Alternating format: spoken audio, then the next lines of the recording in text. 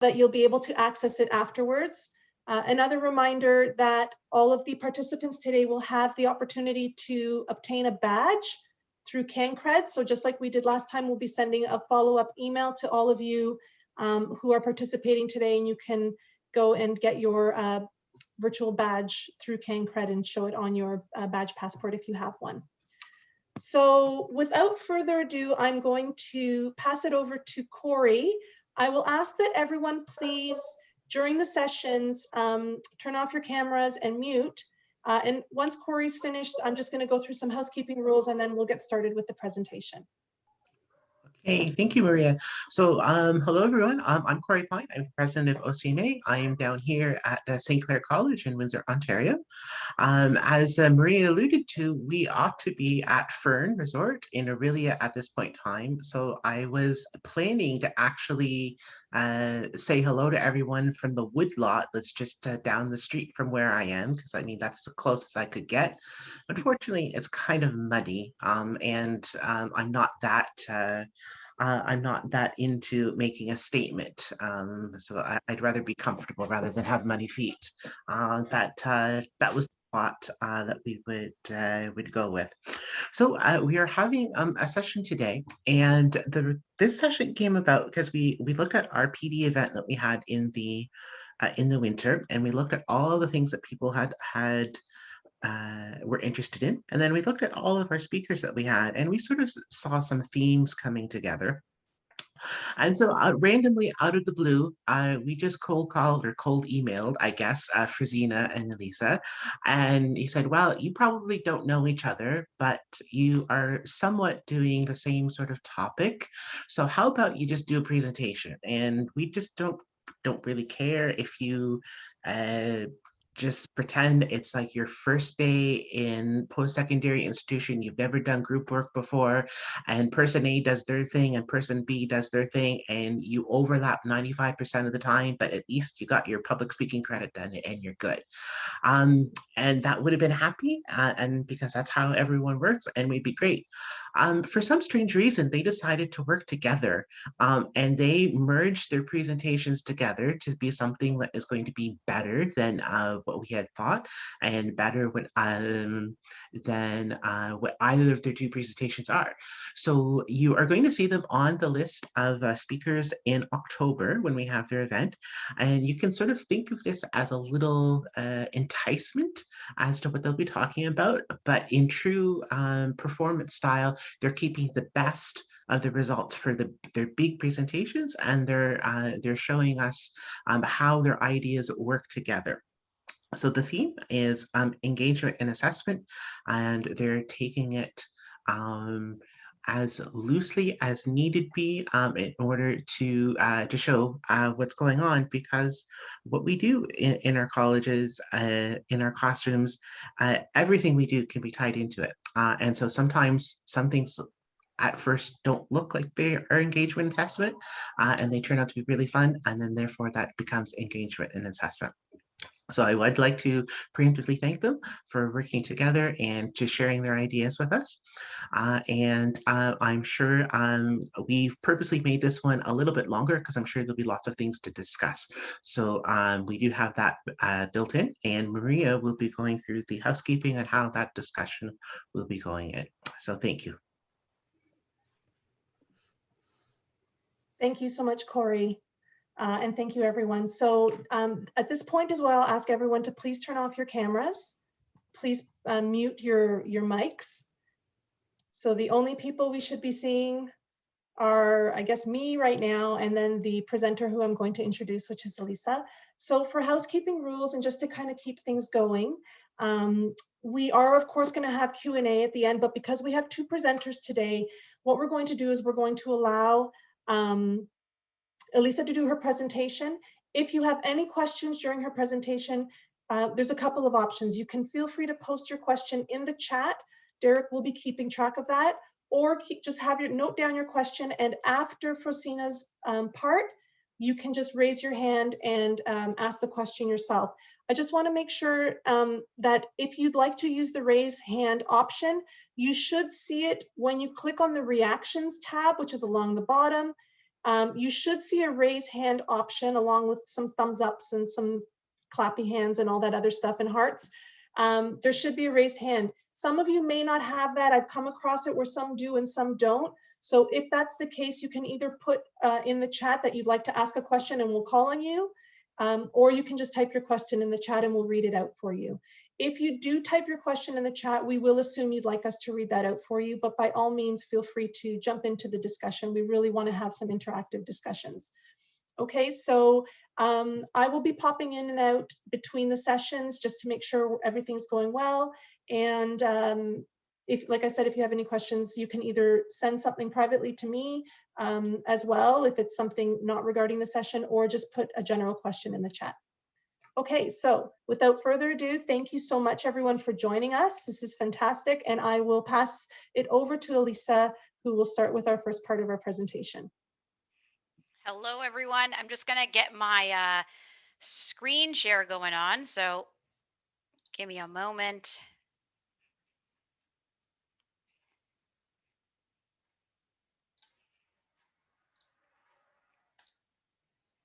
Okay. Could you guys let me know if you're able to see a screen with a slide and it reads strategies to support student engagement? Yeah. Yeah? Okay, beautiful. Thank you.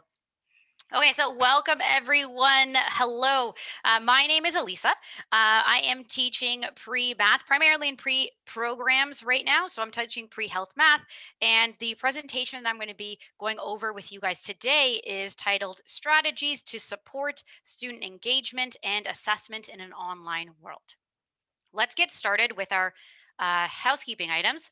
So the first thing I want to talk about in today's plan would be the presentation expectations. After that, we're going to have a conversation about who my learners are, followed by student voice in the classroom, as well as establishing a safe space, live classes and effective questioning, and then onward and forward. Where do we go beyond this presentation? So let's jump into our presentation expectations. What do I exactly mean by this? What are our expectations for this presentation?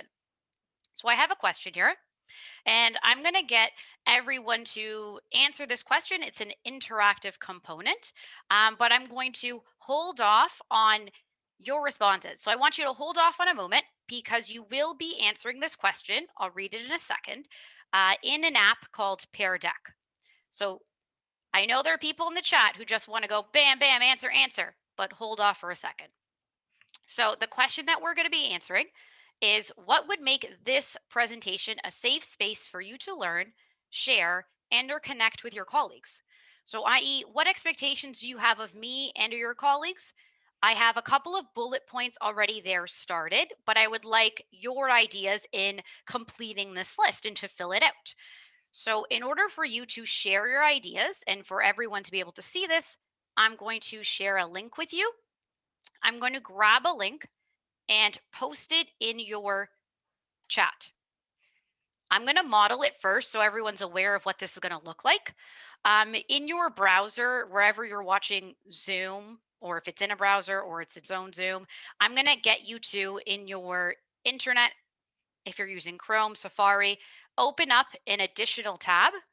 Don't close Zoom, but open up an additional tab, then paste that link. It's going to prompt you to just share how you're feeling. So, hello, I'm feeling fantastic, not so fantastic. You can skip it altogether, but I'm feeling great. And then you'll see the slide. Next to it, there's going to be an input box. Go ahead, type in your thoughts.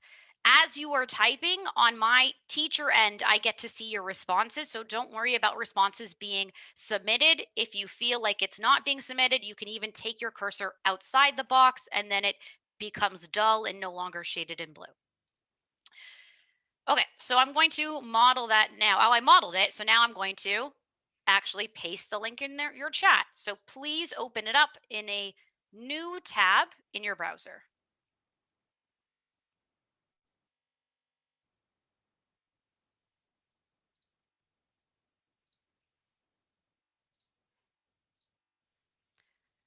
So I'll give you about 2 minutes to come up with your ideas for this question, and then we're going to review some of the responses and move forward.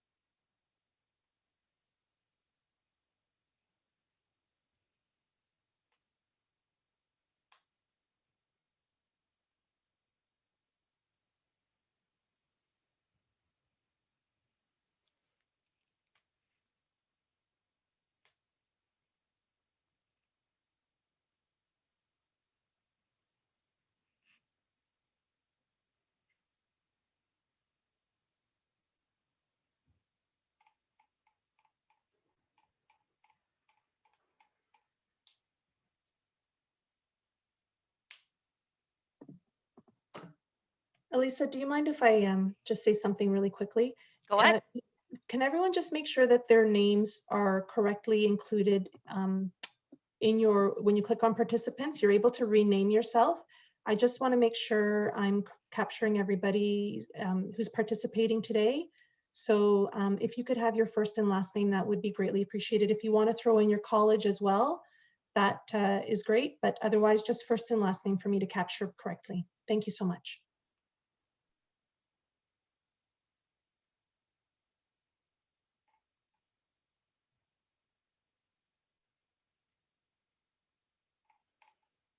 Okay, awesome. So people are putting in their responses. I appreciate it. So you're in your Pear Deck tab at the moment. So I'm going to ask that you go back to the presentation tab on Zoom so that I will now be sharing your responses so that we can take a look at them and see if there's anything there that, hey, yeah, we're all in agreement, or maybe not. Maybe there's something there that I'm not too comfortable with. So in your Zoom session, I'm just going to share what people have said. There are a lot of overlapping ideas, which is great. So teacher's tone is being inviting, okay, friendly interaction. These go together. Good internet connection, for sure. Attendees have the choice to participate verbally or not. Amazing. So you choose how you would like to engage. And the camera can be on or off. Someone just outright frustrated with technology. So for sure, having no expectations, the presenter should engage with questions and dialogue, which is something similar that I had already put. There are resources to be shared. Raising your hand before asking questions, making comments, knowing that any of your thoughts are taken seriously and not judged, being open, withholding judgment, listening, and being heard. So there's so many here. This is fantastic. So a lot of these ideas, I see a whole bunch of themes that keep coming again and again, and that is being able to listen to people's responses and being respectful of what is going to be happening.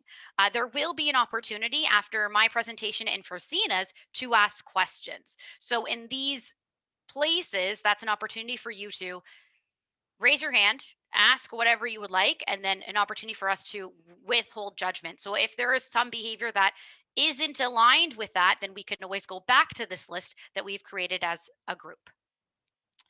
So thank you for participating in this activity, just so that everyone is kind of aware, getting a sense of how everyone is feeling at the start of this session.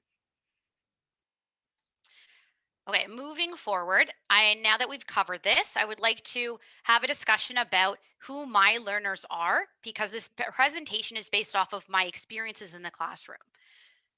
So I teach in the preparatory programs, mostly pre-health students, and these students are coming to the program looking to improve their academic skills. So for whatever reason, they may not have the credit to get into their college level program, or they might not have the grade that they needed to get into their college level program. Some of these students are mature students, and I often hear that they haven't been students in a formal school setting in many years. As a result, many of them come in with having a barrier, or maybe barriers that currently still exist that prevent them from being successful in their programs.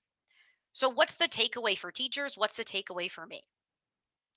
A lot of these students, if they had those barriers and they could not, up until this point, get those grades that they needed or courses complete to get into their college programs, they may lack the skills needed to be good students. And by good students, I mean those students that you would go to your colleagues saying, "Hey, how's this one performing in your class? How's this one performing in your class?" Oh, they're good students. They're able to, on their own, independently seek college resources, use the technology, and confidently ask questions. If there's a concern, they know not only do they have the ability to ask that question, but they know who they should be asking. So, how does this affect student voice in the classroom if you have students who are not traditionally good students? So, who do we end up hearing from and who do we end up missing? So, when we were in person, we often heard from the good students who got the material. I think, in my experience with online learning, this has translated in the online world. So, I use Blackboard, I use Desire to Learn, wherever I'm teaching. In those chats, you keep the Blackboard chat, whatever, keeps going, pop, pop, pop. And you often see the same student responding again and again and again. In contrast, the students with the infamous "I don't get it" looks, those are the ones that I'm beginning to feel are getting lost online. In person, you could visually see this. Like if there was someone in your space that you're like, I know that you don't know what's going on. You took the responsibility of working the room. You walked around and then you probed that student. You asked questions to be able to get to know exactly what that student was confused about. But what happens when you move online? And now we're telling students that you don't have to have your cameras on. And I don't make that a mandatory thing at all. Most of the time, students don't feel comfortable putting their cameras on. And if you're confused, you're definitely not going to be putting on your camera on. So, what does that look like in the online world? Well, it translates on my end to crickets in the online chat. So, hearing from the same people again and again, which kind of feels like a success, but then there's a big portion of students or a large portion that you're not hearing from. So, if a student has trouble communicating in person, they're most likely have that same trouble when they move online. So, they neglect the online chat. These students are worried that if they do post something in the chat, then maybe it's wrong. They don't want to be ridiculed by their peers, especially if something is being recorded. If a lesson's being recorded, why would they put answers in the chat? So, in my presentation today, I want to be focusing on what we can do to support these learners and to help them bring their voices back into the classroom. So, I wanted to start the bulk of my presentation on what I do with my students on day one. So, when you would traditionally go through the course outline, what do I do with my students?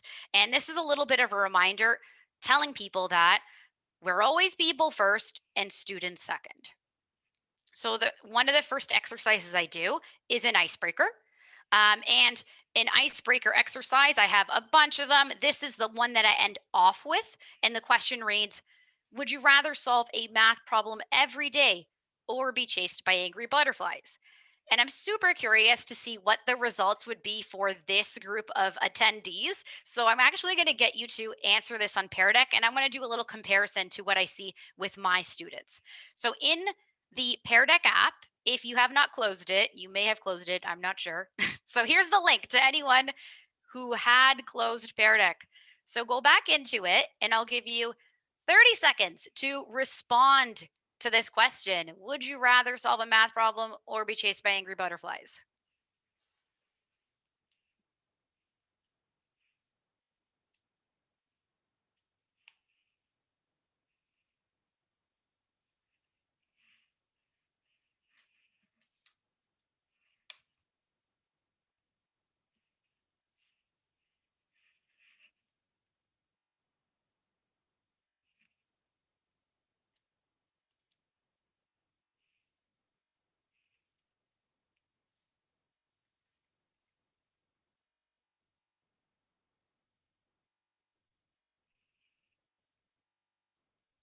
10 more seconds to get those answers in there, and then I'll unveil the responses.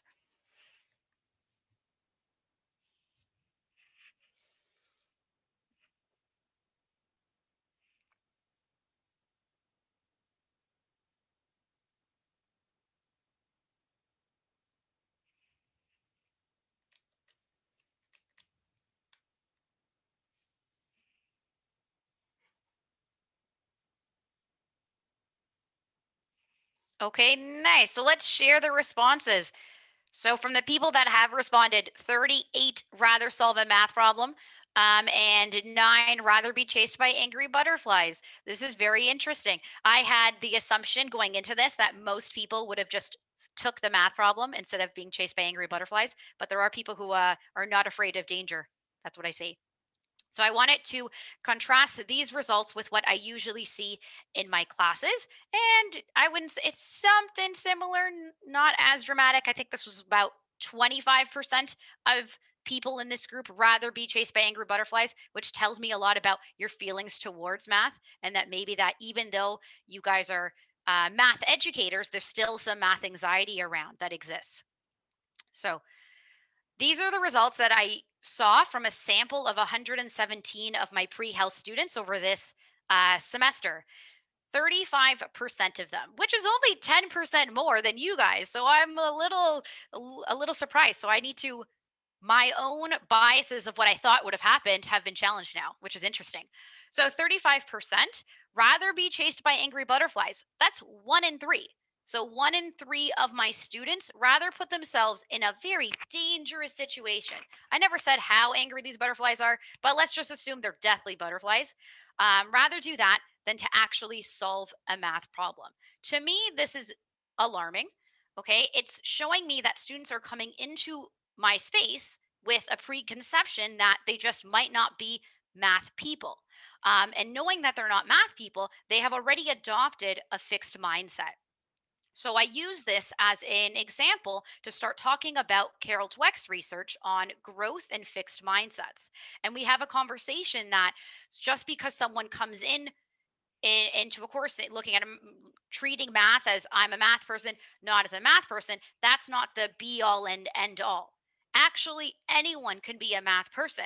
And this poster is my favorite poster that I found online, the most amazing poster ever, because it shows you a simple 2-step process, 2 steps that make anyone a math person. Step one, do math, do any type of math. And it doesn't have to be formal mathematics that you would see them learning this in school. Therefore, this is what's deemed as math. The second thing would be to be a person. So if those two things happen, you have now automatically become a math person, which is a great illustration of the fact that anyone can do it. This does heavily rely on step one. So the word here of do, both of these letters should be capitalized. The student has got to do the work. So I explain to my students there's a large difference, a big difference being between watching a lecture or watching YouTube videos and passively listening in contrast to actually doing the work. If I could have just watched Master Chef and then become a master chef, then I would, believe me, I would have been a master chef already. But I'm not, okay? I'm definitely not. I can't watch Master Chef. They make a souffle, walk into my kitchen, and make that exact same souffle. It's not going to happen. I could try, try to remember everything that happened to make it. But as soon as I get to my kitchen, I know I'm going to think, oh man, how much flour did they use? Was it 1 cup? Was it 2 cup? I already forgot. But maybe if I tried it once, it turned out terrible, went back to the show, took some notes this time, then went back to the kitchen, made it again, then other hiccups would arise. And then slowly, maybe not the first souffle people would like to eat, maybe not the second would not sell, maybe not the third, but the fourth or the fifth souffle might be the one that works. Along that way of doing math or making my souffle, mistakes are going to be made. And I share that with students. I say that you can be good, you can be a math person, whatever that exactly means, just doing math. But it does take time and it does take patience. And it also requires that a student is willing to be vulnerable with you. It's asking a lot of getting your students to be vulnerable is a big deal. No one really wants to put themselves out there. So you can't ask someone to do something like that and then have no safe space for them to fall up on. So, in addition to fixed and growth mindsets, we go over the college's equity statement. Here's an example that I use at George Brown. We read through it as a group, and we use this as a basis of creating our own list of expectations that we have of each other in our classes. So I'm not going to read the whole thing with you, but I will read one sentence where it reads, staff and community partners seek to create a welcoming environment where equity, diversity, and safety of all groups are fundamental. So, based off of this, we have a discussion to say, okay, if everyone's going to be upholding this, what does that exactly look like? So, we create a classroom expectations list. This is similar to what I had you all do in the beginning of this presentation. So, we all discuss, what do you expect of this presentation, of me, of your colleagues for this presentation? And I do the same thing with my students. I start off the list with adhering to GBC's equity statement, and then being on task and participating, and then it goes dot dot dot. So I leave it up to the students to tell me what their thoughts are, their feelings are, like what would they need to make sure this space feels like they can participate without being the fear of being ridiculed.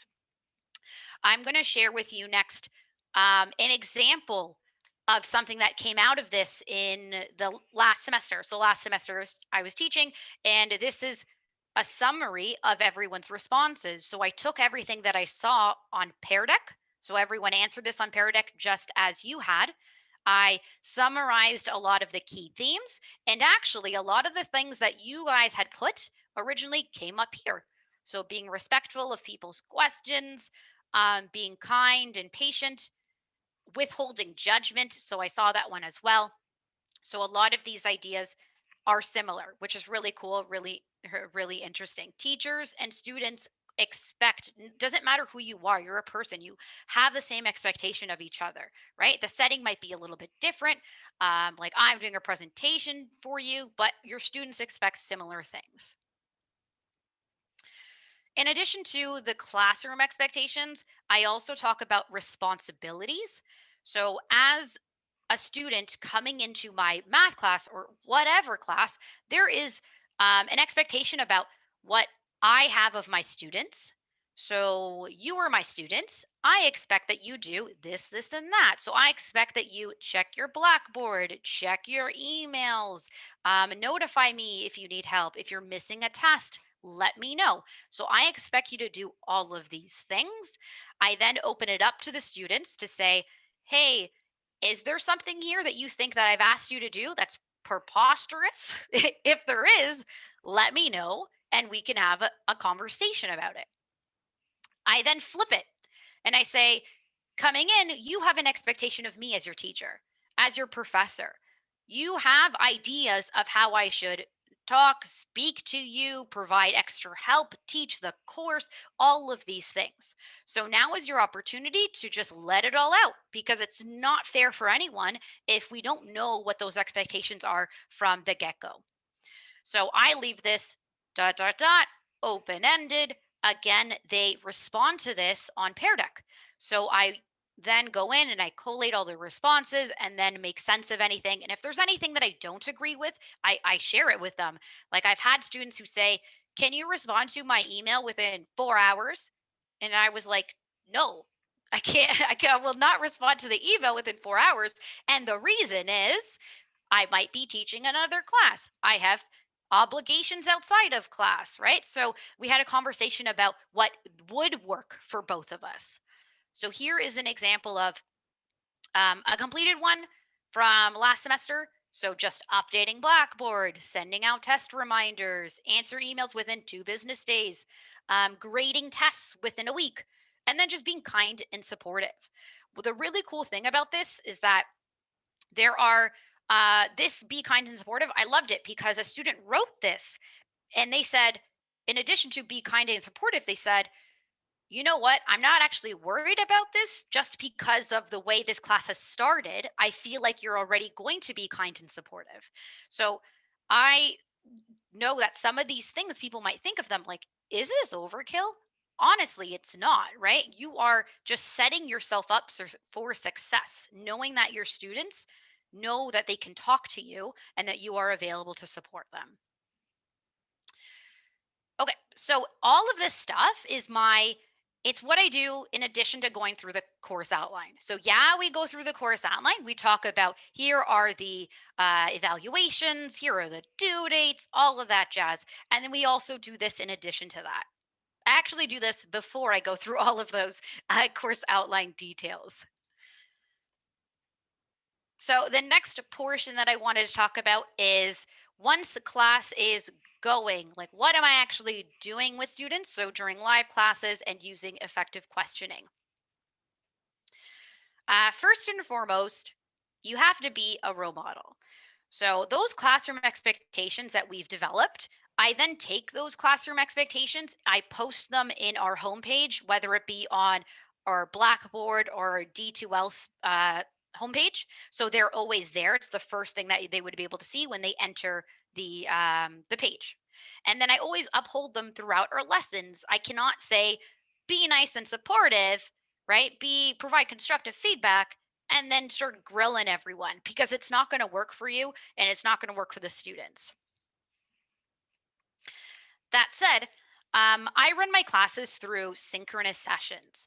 I know there are a bunch of ways to handle your classes with asynchronous and synchronous components, but if I have the opportunity to work with a student live and just maximize the opportunity for me to actually connect with a student, I will. So if I have a 4-hour class, 2 hours on one day, 2 hours in another, both of those classes are going to be live just so that I have the students and I can see them as much as I can. I also record my lessons. So that's just my personal preference because I know not everyone is able to make it, but um, everyone handles that their own way. For me, I do it just to maximize the opportunities that I get to engage with students. And it's also a lot easier, I believe, for a student to know that you're there and they can ask you a question rather than saying, I got to write a formal email. And then what am I going to say in this email? Do I want to send this email? That's just like another barrier that I'm trying to avoid. So, a couple of tips that I've been using online, especially in as we've moved online. First and foremost, try not talking at your students, engage them, have a conversation. Part of having a conversation is providing wait time.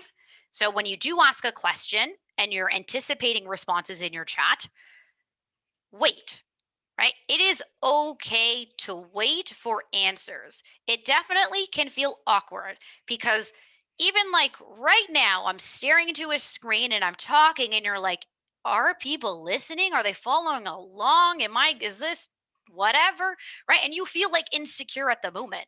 But at the end of the day, the students, you ask them a question, they need time to think about their response. They also need time to be able to think about how am I going to communicate that in words and then actually they actually got to type it. So there's a lot that goes into it. So in addition to just waiting, right? It's okay to wait. It feels awkward. Wait for a moment.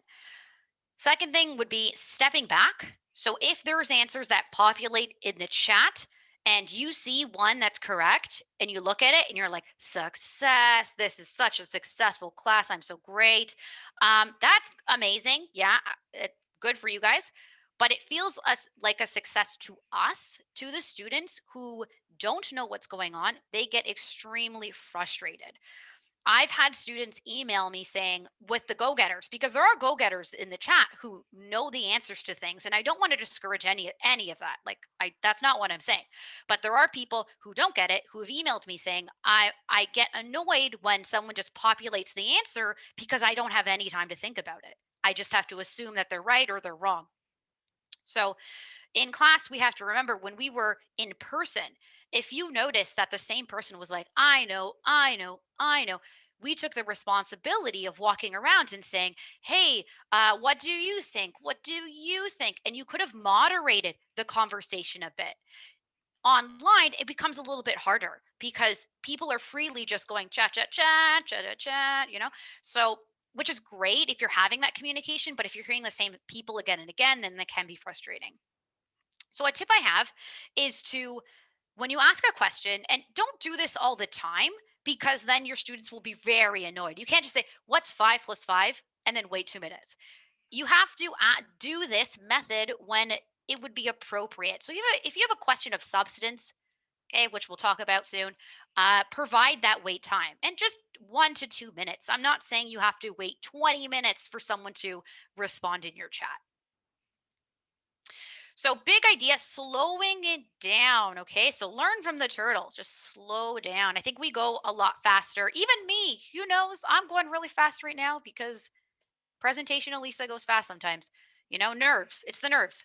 So, the second thing, involving your students. So slow down, involve them, balancing teaching and telling. So I do synchronous sessions, not because I don't want to do asynchronous videos and I'm lazy. Like, that's not the reason why. It's because I have opportunities when we're live to balance when am I explaining something and when am I providing people an opportunity to actually do stuff in real time. And then I get to assess their material in real time.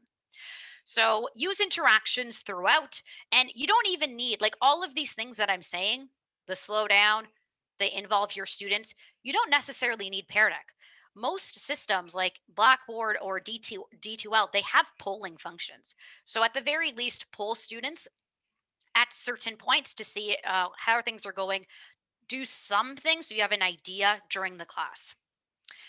Another thing is with the answers that pop up in the chat, put on your poker face. I have to admit that my poker face is just like a smiling face. So what my poker face is, I don't know. Do you agree? Like, do you agree or disagree with this person's answer and this person's answer? So for me, I don't have a great straight poker face. It's terrible. But I don't just agree with the first thing that happens in the chat. I let the chat populate, and then we have a conversation about, oh, who's the logo and right? What are your thoughts? Is this right? This wrong? What's going on? And another tip would be inviting questions. So we often asked after going through some material, we say, do you have any questions? Yes, that's the one.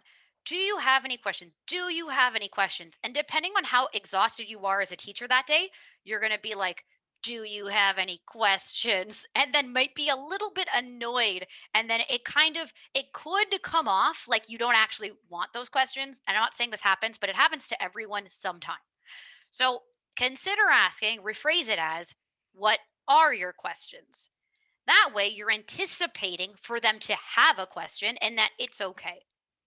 So you're still getting the same thing out of it, but a little bit more engagement.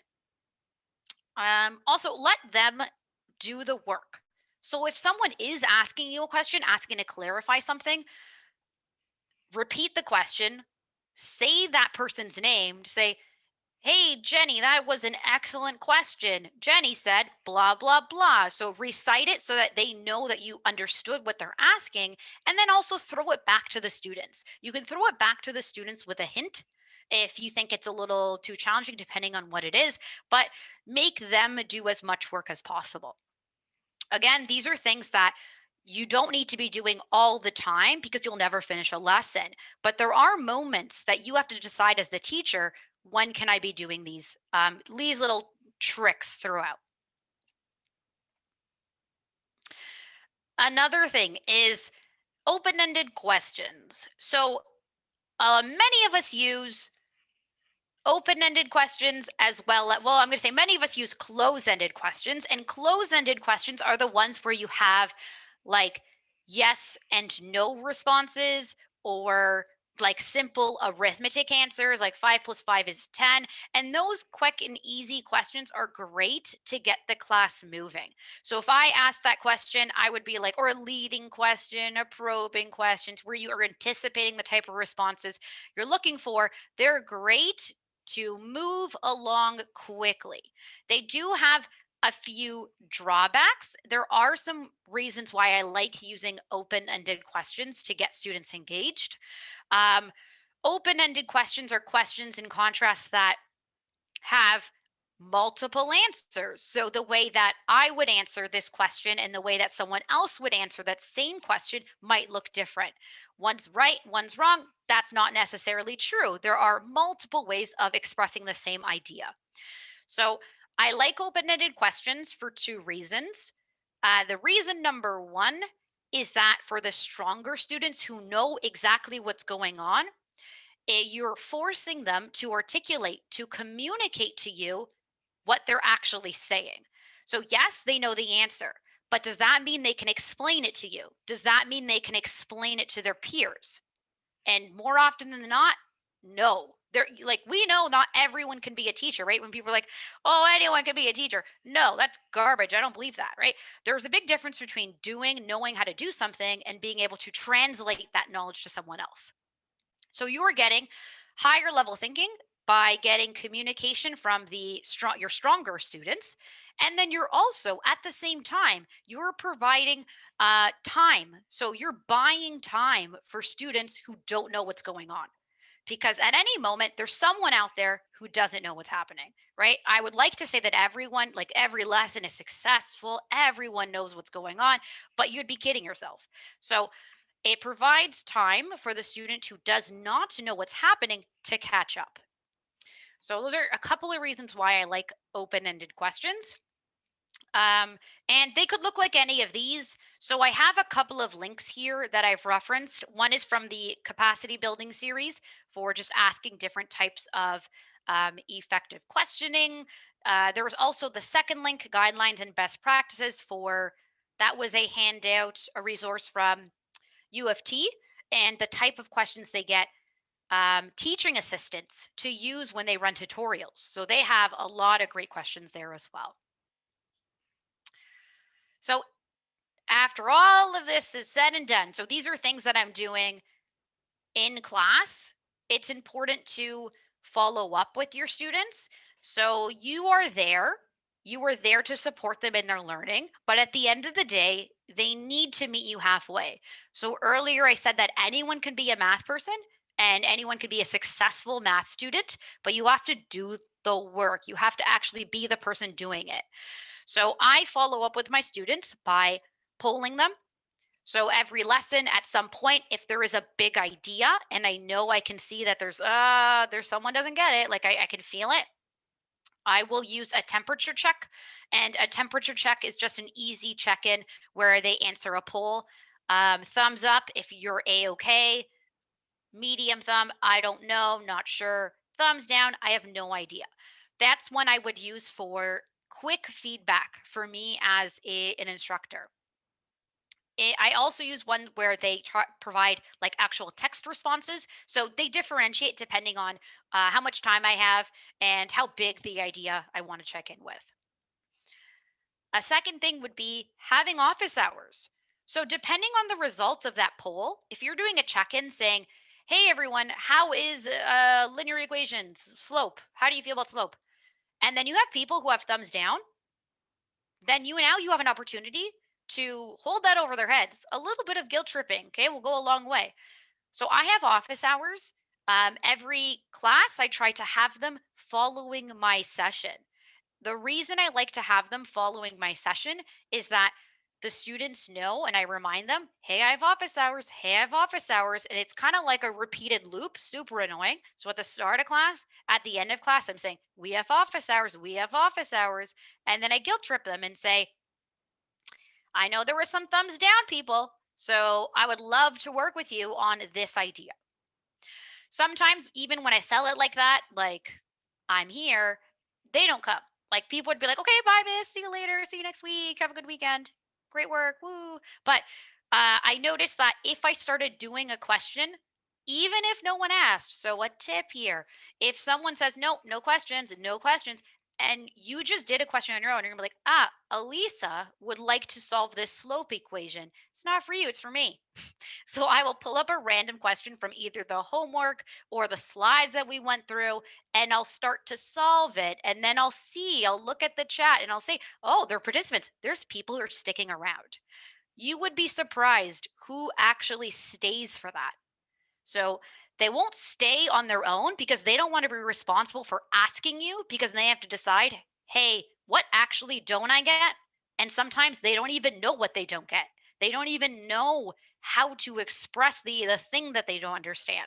So instead, they'll wait for you to take the lead. this does put a lot of the responsibility on the teacher, and you could only do so much, right? So do the work, help as much as you can. But yes, it does put responsibility on the teacher, but I do think it's important and it is helpful for the students who are worried, who are feeling insecure about their abilities in math. So, another thing that I wanted to talk about would have been, so last big idea, I promise, would be gallery walks. So all of those things that I showed you earlier, those first like 4 slides, those things can be done without the use of Pear Deck. I do use Pear Deck for gallery walks. In a gallery walk, I am providing students time in class to anonymously work on problems during a synchronous class. So we'll say, okay, everyone, you're all going to be working on blank problem. Here's 5 minutes. And then on my end through Pear Deck, I am able to see everyone working through that problem in real time. After that 5 minute slot or whatever it may be is over, I'll scan, pick out 2 or 3, and then share them with everyone in the group. We'll use open-ended questioning to discuss how they got their answers, the strengths, the weaknesses in the types of solutions, and if there's any misconceptions. So I'm not just sharing the ones that are 10 out of 10 that the student knows what they're doing. I'm also sharing the ones where maybe they started off okay, but then there was a hiccup somewhere and we have that conversation. So this way at least I know what's going on with my students. So I do this with Pear Deck. So Pear Deck is a Google Slides extension. So I use it for Google Slides. You can also use it as a PowerPoint extension. Last October, I actually did a presentation on just Pear Deck, and it's amazing. It has a bunch of different interactive components you can add to your slides. There is a free and paid version. You have to pay to get the version with the drawing feature. So that's the crummy part. Okay, so that's the crummy part. But I don't care because it means the world to me. So it's shown me so much that I don't even mind. Doesn't bother me. So I'm going to now share with you a couple of sample responses that I've gotten for a question. And then we are going to take a moment just to look at possible questions that you could actually ask a student about their work. So this is one question. I have 3 solutions for this. I'm actually going to scan through them and then let's talk about one of those before we end off today. So the question goes, a fair 8-sided die is tossed and a 3-colored spinner is spun. What's the probability that the 8-sided die lands on a number greater than or equal to 6 and the spinner lands on blue or yellow? Draw a tree diagram to support your solution. So I have a couple of notes here saying what could you ask to assess their thinking. So not necessarily just say, yeah, you're right, move on. But what are we asking to assess their thinking and also buy time for students who don't really know what's going on? So I have some prompts here, which are, how has the tree diagram helped you? What steps did you take to make it? Can you solve this problem with a probability formula, right? Because they use the tree diagram and some counting here. Is there another way? You could have come up with another example or scenario where a tree diagram would also be appropriate. So this is one of the solutions. There are a couple of more. Maybe we'll talk about just this one, but I just want to scan through them and then we'll do an exercise here. So I'm just going to move forward. So this is another solution where someone also drew the tree diagram. I prompted them to do this, so that's why I think they had done it, but it's not highlighted in the same way. And instead, they relied on some probability formulas. Then I had another student who just did this, right? What questions could you ask this student? Let's assume that it wasn't a time issue, that this is all they did and they got stuck. What would you talk about in this question? So I would look at examples just like this. I would pick 3 of those questions in real time. So after our 5-minute session of you have 5 minutes to do it, I would pick 2 or 3 of them, share them with everyone, and then have a conversation. So just to practice a little bit of open-ended questioning, I kind of want to test you guys. Maybe I'll give you this one. So for this question, what would you ask that student to not just say, yeah, you're right, you're wrong, but have a conversation about what's going on so that you are buying time for the learners who don't get it, who are just like, what? Where's this tree coming from? What's a tree diagram? Um, and then are getting the higher level students to articulate their thoughts. So in Pear Deck, you're going to see the same. So here's the link again for anyone who needs it. You're going to see the same text box response. So I'm going to get you to come up with, I'll give you 2 minutes to do this. And then we will take it up and wrap up my session so we can move on to Fracina's. I know we're all excited. And you'll notice as I have the code screen up in the top right corner of your Pear Deck window, you'll have an animal avatar. So in my classes, when I'm reviewing students' responses in real time, I refer to the students by their animal avatar instead of their names because I have left it all anonymous. There is a way for students to sign in with their actual names. So you can set that up, but I don't require it.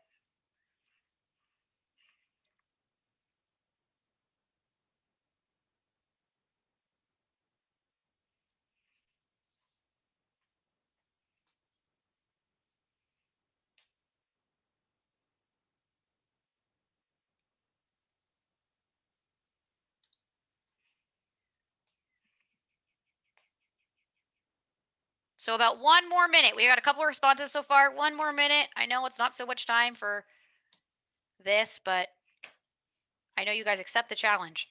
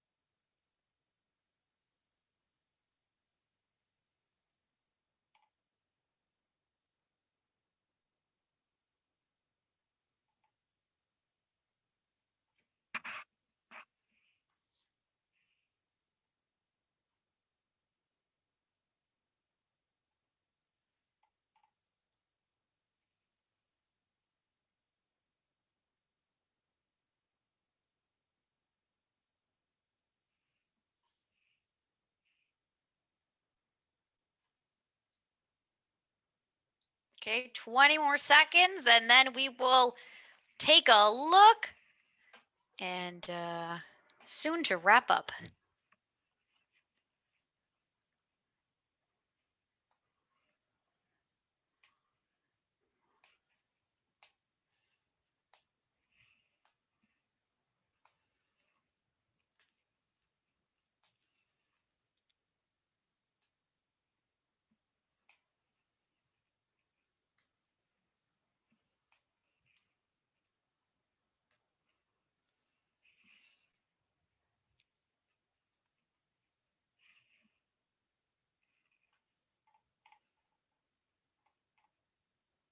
Okay, let's do it. So thank you for those who have responded to this question. It's very challenging. So if you are in the Pear Deck tab, I'm going to ask that you go back to your Zoom tab so that I will share all of these. We'll take a look at them, see if there's any juicy questions here, and then move forward. So what do we got? Someone says, I'm a clownfish. I love it. Love it. Okay, so predict if individual probabilities will be increased or decreased and why. Nice. Could you draw the tree diagram differently? Awesome. I like this. Could you even just like turn it this way or use not a tree diagram, right? You could also use a table. What's that called? A contingency table, so a different representation. Does the order in which we branch the tree matter? Oh, love this. For example, if we started with the spinner and then the die, amazing question. How do we know to multiply 8 by 3 to get the total number of outcomes? Very nice. Did you need the tree diagram? Maybe you don't need it. Maybe you don't need it.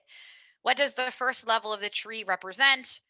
What does the second? Beautiful. What strategy did you use? Explain your steps. Amazing. How would this question change if it were a 12-sided die? Awesome. How do you think the possible results? How do you think the possible results from the die? What do you think are the possible results? I think that's what you meant. What are the results from the spinner? What are they together? I like this because you were also scaffolding the problem to make sense of it instead of just bam, here's the problem. How's the diagram and the equation related to each other?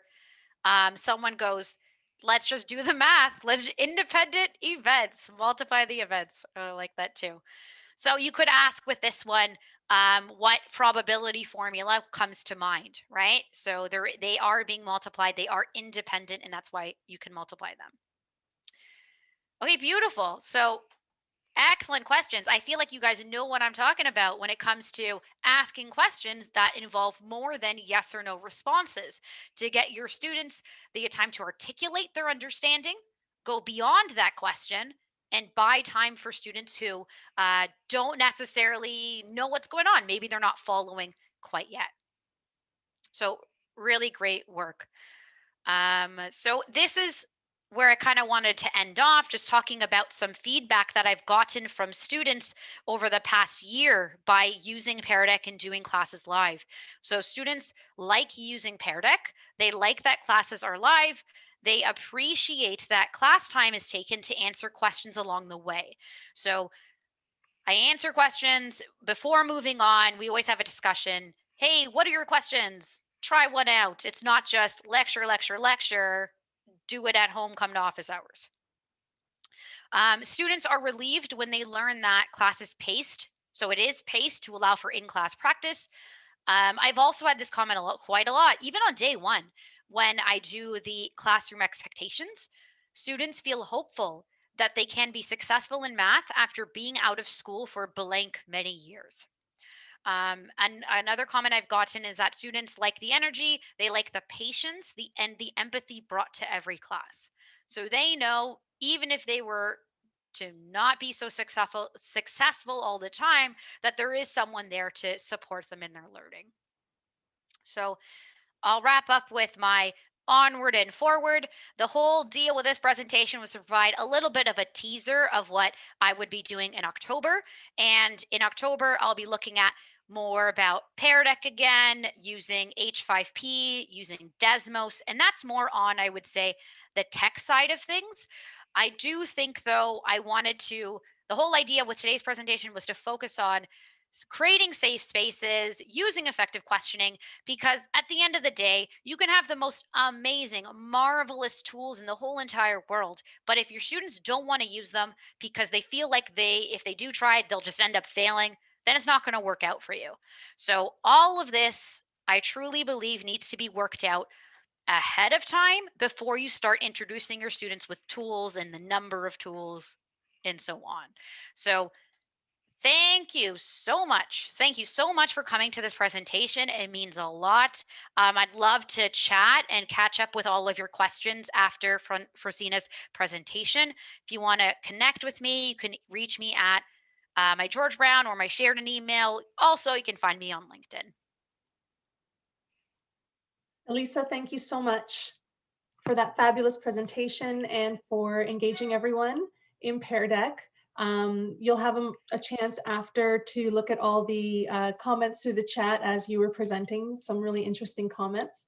Thank you so much. So just for the sake of time, we are going to continue on. I'm going to ask Elisa, thank you again, my friend, to close her camera and mute, and Frosina will be joining us.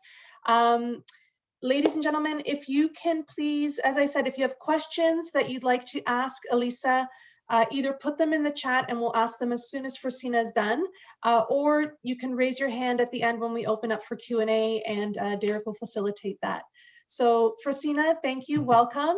I will hand it over to you to begin your presentation. Thank you. Thank you, Maria. Wonderful presentation, Elisa, as well.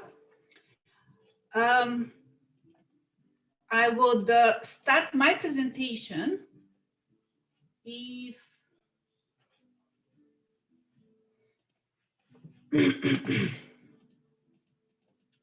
if I can stop it first.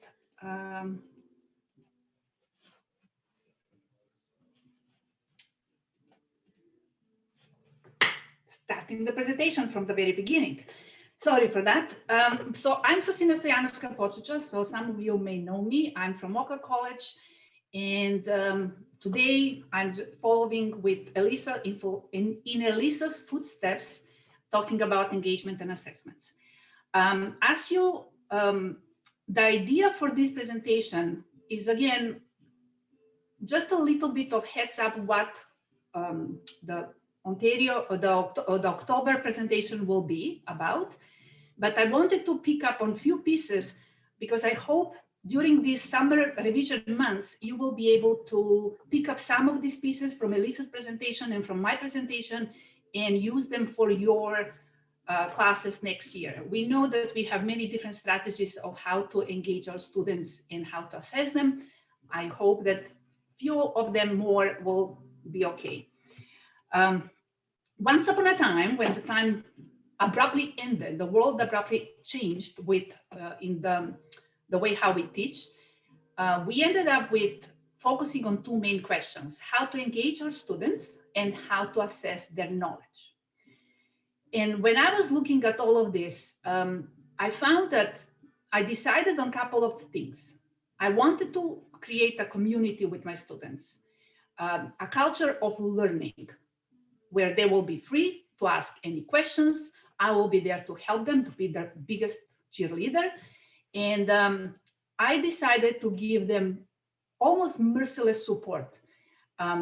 Being stuck at home as everybody else, I had the freedom of answering emails very often to students. And I would very often say to kids, do your question. And if you're not so sure, take a screenshot of your solution and then send it to me. If I'm not driving, I will probably answer right away. And then you can move on and continue with that. Not always, that's not going to be possible always, because as Elisa mentioned earlier, I may have a class or there are other things that I have to oblige, but very often I will be able to help right away in the moment, instead of you waiting for me for next class and bring the question later on. So I was there for their support as well. And then also I decided to use no proctoring software. I wanted to focus everything that I can do for you to learn the material. So you don't need to reach for any other not so legal ways when the test time comes. I know that many students, if not all of our students, start college or courses with the best intentions. They're not saying, oh, I'm going to cheat my way through. They usually want to get the knowledge. And honestly, like there is no other time more important than now what we teach to be very connected to either their career, their program of study, or their life at least, because that's how we can get them. If they know that they're going to need this knowledge, hopefully, I hope they will be able to focus more on the learning on that. How do I answer both questions, and how do I do all of this cultural learning and making a community together? I found that humor is intertwined everywhere. Like laughter is an anti-stressor. They can get free of and open for taking all the new ideas later on. So I try to put that humor or funny side whenever I have the opportunity. About my students, I teach first year computer science students, both streams. And they were great. This year, I actually want to dedicate this presentation to them because most of the things I did with them, and they allowed me. Can I try something like this? How do I respond to that? they were a game. Like they really raised to the challenge of online delivery, and they helped me. They were my biggest motivation, and I love them. So 2020, 21 is the year for this presentation. I also may be a little bit demanding of my students. I ask them when they come to class to have a desire to participate, because now that I don't see them as in face-to-face classroom, I don't know if they are in the kitchen or they're playing a game on the other computer. So I ask for their participation, because what they gain from the whole class during the online class, it really depends on their desire to participate. And I promise it will be grand at the end, with many different things that I tried. Disclaimer, the strategies presented today in my presentation are not new. Some of them maybe are new, but most of them are read or heard from somebody else. I just wanted to make a list of them so we can kind of pick and maybe share a little bit more of them. And they you may already use them. They may be in your toolbox, which is great because that confirms that it is working. Our students believe us. Everything that we do for them in class, they really always come with that intention. They believe us. And maybe that's why sometimes if a teacher fails, it gets a little bit hard on them because they really trust us and they believe in us. I want to present three things. What I did before we started a class or even a semester. How do I get my students inviting to come to my online classes? Then what I did during my online classes, and I used Zoom because all of their program courses used Zoom as well. And I didn't want to have different platforms, so they change from one to another. So I'm going to stick with whatever the other teachers are using. And I also wanted to focus on, after the class is over, how do I still get them with me? And that's the way how we assess and we test our students. So those are my three things that I want to present, or focus presenting, providing few strategies in each of them. And I hope you can pick one, two, maybe even more that you'll say, oh, I can take this one and use it in my class. Because every class is different. I find that even a program from a program to a program, the atmosphere in the classroom is different. So something may work with the engineering students, but it will fail with the pre-health students, or something will work with the fundamental math students, but it will fail in the calculus classroom. So it all depends on the teacher as well, because everybody is kind of different. So before we started, before last summer, when we first went online, I was lucky that I had a course to teach that summer. And I had a little bit smaller group, 80 students in one course. And after the first test, because I taught May and June, after the first test, I asked my students who scored 90 and above on test one, I asked them, what did you do to get all these great results in the test? Would you like to share some strategies that my next year's semester students will benefit and will get your suggestions or your advice? I collected all their comments and I created a little animation for that. I used Video Scribe, and this video has a sound, but the sound is a little bit... How to get an A in an online college math course. A survey was sent to students that have achieved a grade of over 90% in a math course. As part of the survey, I asked if attending the online lectures contributed to better understand. So I'll let the video play in the background while I explain a couple of things about their comments. They all loved assignments. They loved doing the assignment multiple times. They like the how did they do button, where they can get the answer and they can check is this correct or not. And I used Mobius for a platform for both of my semester student math courses. I created this video in Video Scribe. I shared this with the Learning Support Center in our college, and they bought the license. So now I was able not to have the like the brand name behind it, and I also was able to upload other pictures and things like that. So we have a license for this for a year. So after this video and after we got the license, I created with help of one student that was working in the Learning Support Center, I created 3 more videos: how to study for an online math test, how to take an online math test, and some math learning strategies for an online course.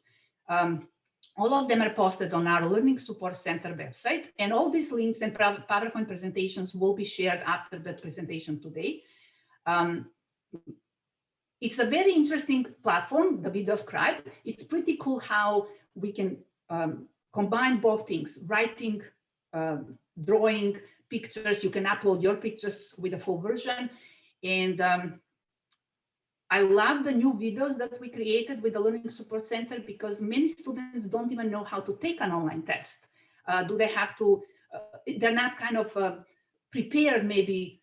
So the videos, I hope, will help. So that's about the Video Scribe.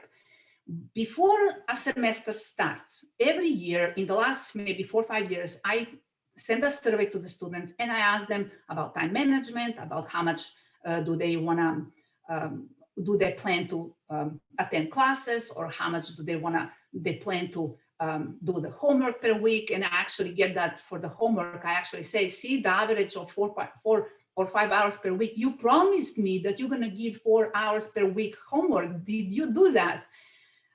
So I refer to these things. This year, this fall, when I started, I asked them where they are. Where are they taking the course from? And this is what I got. Hamilton, most of them. But I had 7%, and this is fall. Fall, this is over 100. I had 130 students, and I'm not sure exactly, but I think I had around 80 or 90 responses returned for this first survey.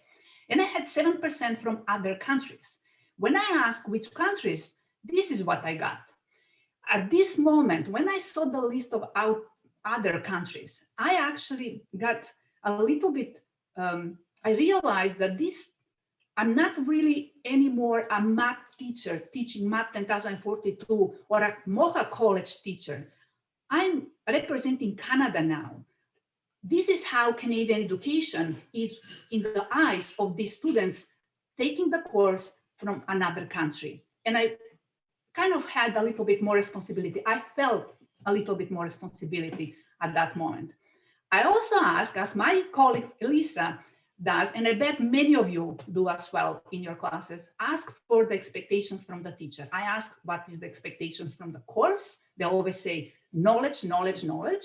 But from the teacher, this is what they usually ask. This is from my fall semester. And after you can see these screenshots or pieces from a PowerPoint presentation, that because I collect all the responses, I make a PowerPoint presentation and I bring it in class after second week or so, during second week or so. And I show these expectations from the teacher and I say, right, no problems. On each of these, I will deliver. I'll do each of that. But these are the expectations from me, my expectations from you, from students.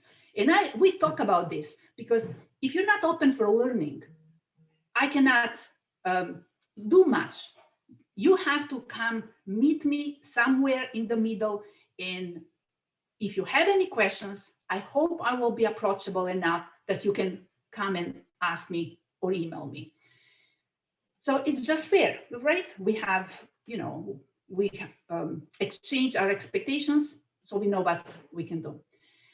I have weekly emails at the beginning of the week, not at the end. I send an email to my students, and if I have more courses, I kind of pick either Sunday night for one course and Monday morning for the other one, just so I can have my my clear mind as well.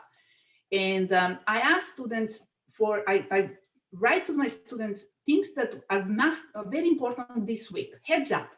And I found that for students, they like things in either bulleted form or numbered form. Or sometimes I'll say, there are 3 important things in this email, 1 to 3. So make sure that you don't miss anything. I try to write something about inviting them not to miss our classes. I'll bring up game. That was when we were talking about probability. Once I brought, I don't know if you know, there is a spotted game where we talk about different arrangements, opens up a lot about combinatorics, or I'll provide a website that is written in the slide as well. It's a cool website. It is, the person created breaking code on each site, on each page. You have to solve one page in order to continue to the next level. There are 21 levels. I do have the answers for all of them. So if you try, or if you have computer students, because this is mostly geared towards computer students, it's a cool way to engage them. After class, so I lead them, I'll mention this at the end of the class, and then off they go, and we'll see which level highest student will go to. I usually write an announcement before my class, the morning or the noon before my class, if I have the class in the afternoon. And again, I'll provide the link for the Zoom session, even though it is posted in my Canvas, but they do like to have that reminder. And sometimes, like even funny like this, I have a bad hair day, invites them. So you can imagine how many students more came that class just to see my bad hair, right? So I like to be funny and inviting for them to come to the class. Sometimes I'll have a breaking news item in my announcement for the class, and I change them. I'm talking about sequences, or I'm talking about a review class, and these breaking news are part of a class tools net compilation of these different activities. The title generator is pretty cool. I have two links. The first two links are for generating titles. You just write your concept, your topic, math topic. You say linear equations, and it will give you a list of funny, sad, or different types of AKA titles if we have. So I have the links for you for later on to explore more. I hope you find them useful for your students. First class. When we come, the first class is the once in a life or a once in a semester opportunity. I have 4-hour course, but I have 2 2-hour lectures. Again, similar to my colleague Elisa, we have synchronous, and I take all 4 hours online. I don't record my classes, but I create shorter videos for each of the concepts, and I have a concept map for all of those videos. So they know what, where, and how long the video is gonna take. We have handouts, so I send them handouts before class, and they're posted in my Canvas. So when I write, they write at the same time on the same page. If they don't wanna or don't have a printer to print them out, at least write the questions down so we don't lose that much time during class for copying the questions down. I use Document Camera for my classes, and I found that Document Camera works very well for my students because, and I've heard there is a teacher at MIT who was saying that the way how our hand, the speed with what our hand writes on the board or on the handout is the correct speed with which students absorb ideas. And also, he said that it's a very kind of interesting that students will, when they see me writing, they mimic that and they write with their own hand as well. So it's a pretty cool, and I really feel that it works for my students. I do give them time to copy whatever I write on my handout, and I'm very sure I look at my hand not to cover my writing and things like that. So this gift is only for you here. I found it, so I couldn't resist putting it in my presentation because it's really kind of nice. Chat in my classes in Zoom, I found works very well. Students are using it, and it's very vibrant. It's very busy. They love, and I think that our students really this generation of students actually like that writing in the chat and commenting, and they're used to all of that. I don't record my classes because very often I say my online classes, because I often say, Johnny, no, don't do that, or what is Johnny saying? Or, you know, I call them by their name. I invite them to participate, and I make that kind of like a inviting way. So I hope I don't pick on students, or they don't think that I'm picking on them. However, because Zoom is pretty new for our students, I assume first semester, they may even not attended anything on Zoom. So I created this page with little shortcuts, because very often, you know, how do you say, oh, where is the chat? I lost my chat. So here is something that you can print it out or put it on your wall beside, and the shortcuts are there. You want the chat? Alt H, you'll get it, and things like that. So that's my chat, and I use polls in my Zoom classes, online classes. I love polls. I can start as easy or simple as just to see what they're going. Did they go to the kitchen? Did they go to another website? How are you doing in this course? How much did you understand so far? So I'll ask something like that. I have no clue what is going on, or things like that. Or sometimes I'll bring a kind of like those commercial breaks. And when I teach probability, I bring this question. I want you to consider this bet. We have a $10 bill, and I flip a coin. You call it in the air. If you win, I'll give you $10. If I win, you give me $10. Would you take that bet? And then I ask them another poll right after that one. What if I give you $20? Would you have changed your mind in taking that bet? So this question is from Veritasium channel, YouTube channel. I don't know if you saw it, but it's pretty cool. Like, the guy's doing pretty cool, amazing things, not just for math, but for very interesting things. This question later on leads to, what if we do the bet 100 times? What if we flip the coin 100 times? What will happen? Something that is connected to the math, but also maybe a little bit more, this is a question that I would like to think about. Before I open this slide, the first class, when I started in fall last semester, this is how I started.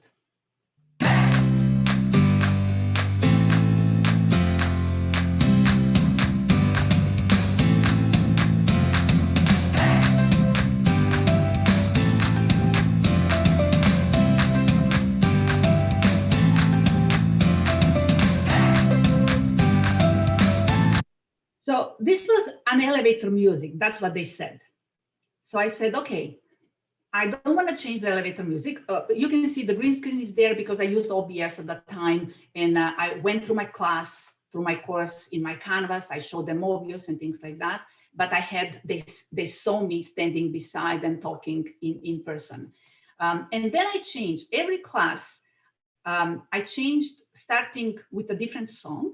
And I decided this 10,042 is a rock course. So we're going to use rock songs.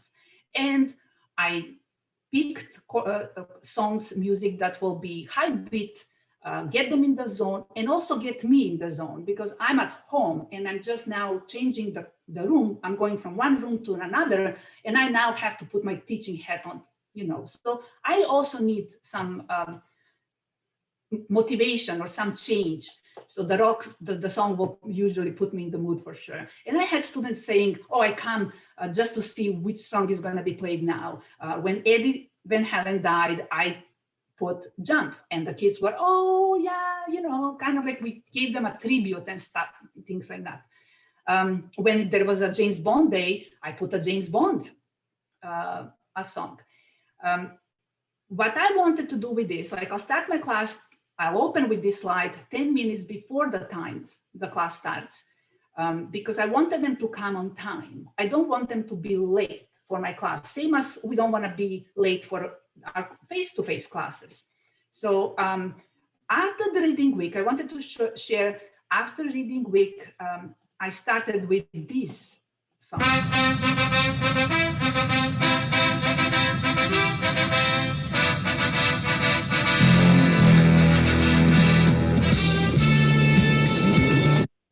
because after reading week, we want to be a little bit, gathering. Let's come back now. So we had a week of sleeping off. So now we have to sleeping in. Now we have to come back, gather ourselves, right? And, get in the zone and start the math. So that was my first, when I finished the last class, I don't think you can guess, the song for my last class, very last class was Final Countdown from Europe, right? Just everything in the zone. So now the second semester, I had the same kids. For the second class, I said, okay, I'm not gonna go, this course is not rock, it's more opera style. So I started the course with this song. I'm not gonna play it. It is Can Can from Orpheus, and you probably remember it, how high beat and how, asking for applause and things like that. So I started with that, and I tried to give more classical music and things like that. But I also invited them to give me suggestions for music, for songs. And I really got to know my students better. They have a totally different style and taste for music, but I love that they wanted to share. And I would say, here is a suggestion from Johnny, or things like that. So it was a little bit, again, getting to know each other and making that community together. So that was my first class. We're not going to talk about, we are all math teachers here, right? So how I start a lesson, or how during the lesson I'll connect a math topic with something else. For example, we talk about linear systems or linear functions, graphing linear functions, and we talk about, do you know Descartes? And do you know the story how he actually married the algebra and geometry at that time, with laying on the bed and looking at the fly on the ceiling? Like, he was very rich, so he could afford spending 2 years. He actually went to the cottage and spent there 2 years doing nothing, laying on the bed and looking at the fly on the ceiling. And that's how the story goes. That's the anecdote. That's how he invented the coordinate system. But I wanted to share another of starting the lesson. When I teach calculus, this is how I found this 1910 textbook. And the textbook is from, you can download it from Gutenberg, where you can find many other different books as well. But this one is pretty cool because the way how it explains the integral of dx is very cool in my view. The dreadful symbols, d, which merely means a little bit off, does dx means a little bit of x. So when you have a little bit of x, and then you have the integral symbol in the front, which kind of looks like a big S or long S, and then you say, that means that I'm just summing the little bits of x's. So if I sum all the bits of x's, you actually get x at the end. That's all. So it's a very cool book to read, just to get you in the mode or in the zone of, how can we present a big topic or big concept in a little bit more down to earth ways. I love this. So I wanted to share, in case you teach calculus, please use this. Or, if you find it that you can use it, you may. And during the class, because I have 2-hour breaks, 2-hour classes, again, it's very hard to have students focused on you on the math for 2 hours straight. We're going to have 10 questions, 12 questions, whatever. It's hard, right? So I tend to make my commercial breaks somewhere in between, brain breaks, but I still want to have them with me in the online class. So I created this short video reinforcing a math concept, because when you have an equation like this, you may guess what students will do as an error. Instead of dividing by 4 on both sides, because the numbers are so inviting, they'll take a square root on both sides. So I created this, I found this objection LOL. And I'll let it play behind as well without the song. But, and it's pretty cool. Like, it's not hard to create the video. It gives you just pieces and bits, and you write the text, what it has to be written. You say a prosecutor, you say a witness, you say the judge, everybody what they have to say. And I shared this with them. I actually didn't know that this is, I thought, oh, this is an anime, it's a cool way to do some math concept, right?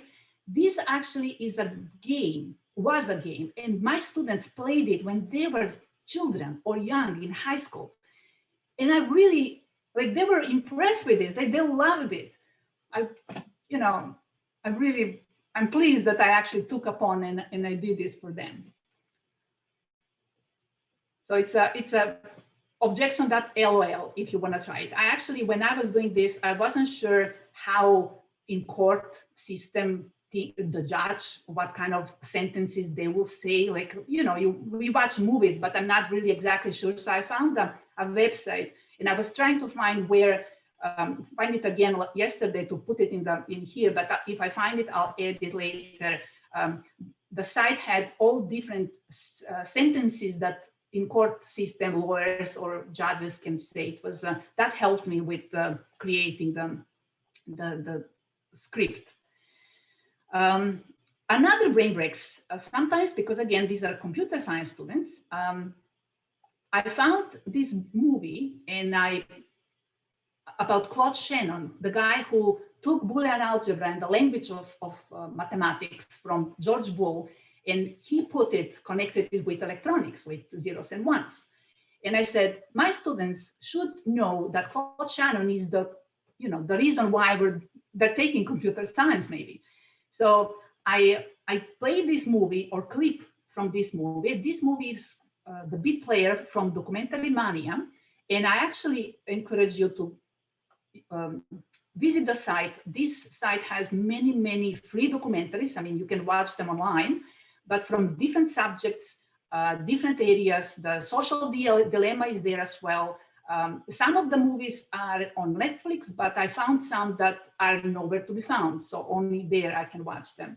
So it's a nice supportive system for us, for teachers. So that's about that brain breaks. Or another one that doesn't really have anything connected with either students or computer science or anything, but as my colleague Valerie mentioned once, this is kind of like life, right? Like, it's not really connected, but it's helping them and, connecting them with the real life. So the story goes, the example goes, somebody stole my eraser. And I think I know who the culprit is, I have my suspicions. And you come to me and you say, oh, I think I know who the guy who, or the lady who stole your eraser is as well. So we both have our suspicions, but we don't know if we're thinking about the same person. How can we share that information without leaking it? Meaning, if I would like to share or exchange the names only if we have the same person in mind. If we have different people, then it's not nice to, oh, I thought it's so-and-so, but you thought somebody else. Then, you feel bad if you're talking differently. But if we think about the same person, we would like to share that information. So this is actually, they wrote a paper on this with many, many different options. In class, I shared 3 options, but with you here, just because of the time limit, I will share 1.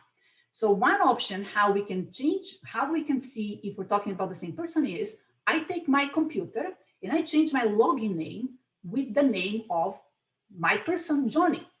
And I say, here, voila, log in the computer if you can. So if you have the same person in mind and you log in, that means that we have the same person. So that's how we can really share the information without anybody else knowing, but we know that we're talking about the same person. So that's about that brain breaks. And this is the link to the paper where they present in a very well written, mathematical, proven ways of different options how you can do that. For the next slide, for this slide, I would ask you to have your phones ready, or if you have another web page on a site, but if you have your phone, in order to get the full feeling, the full feeling, yes. Go on Radio Garden. I don't know if you know about this site, but type in Google search Radio Garden. And I have the video. So if you don't have your phone beside you, that's okay. I'll play the video so you will still get the full experience. And I'll play it now. If you have it on your phone, it will start sprouting and it will find your position where you are, and it will start playing one of the radio stations in the area.